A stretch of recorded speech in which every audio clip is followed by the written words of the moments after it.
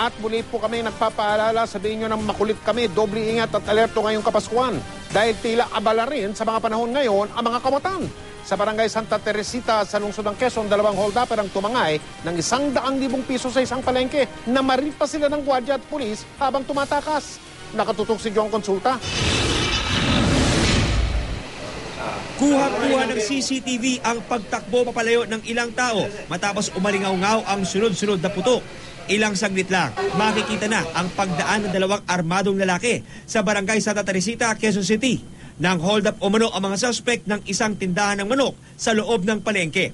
Sa pilitan daw inagaw ang bag ng may-ari na naglalaman ng mahigit 100,000 piso. Yung bag mo sabi niya. Pero yung baril yung inaano sa amin. Bag mo sabi niya ibigay mo. Hindi ko binigay. Ngayon ang ginawa niya, siya na lang umakyat. Kinuha niya yung bag niya, sabay alis. Binaril ng mga suspect ang gwardiya ng palengke na si Loy Gobiertas. Habang papatakas sila, sa kaliwang hita siya tinamaan at ginagamot ngayon sa isang ospital. Nakasulubong rin ng mga suspect at pinaputukan ang responding police na si PO3 Elias Tumakip.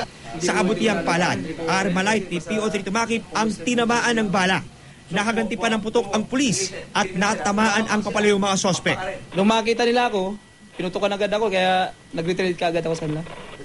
Return pa rin ka agad ako. Dito ko tumama yung bala nung suspect. Nung binaril ako. Dito, boss. Nasira na, sir, ano? Nasira na po. Pati nga ilalim, boss. So, nasira. Opo. Na, ano?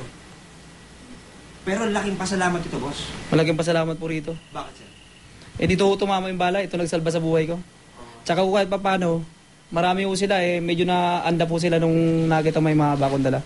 Sa kuha naman ng CCTV sa kanto ng Dapitan at Cristobal, makikita ang pagdaan ng kulay silver na monterong ito na agad tumabi sa isang gilid ng kalsada.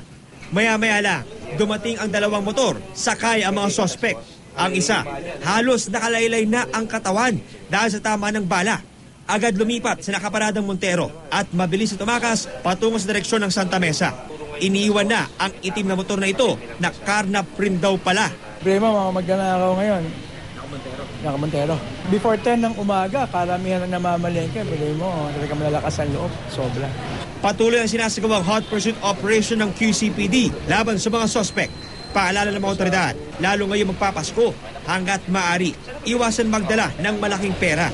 Maging doble ingat at mapagmatsyag sa paligid laban sa mga masasamang loob. John Consulta, nakatutok, 24 oras.